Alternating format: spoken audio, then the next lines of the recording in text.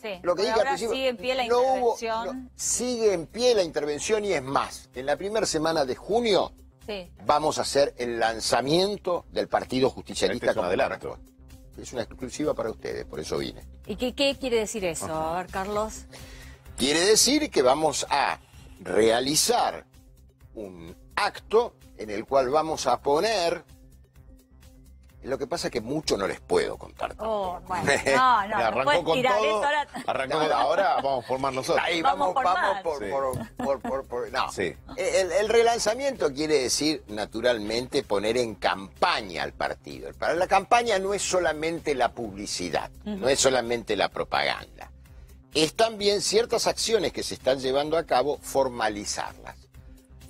La afirmación es que para 2019 hay Partido ¿Y hay Justicialista. candidato?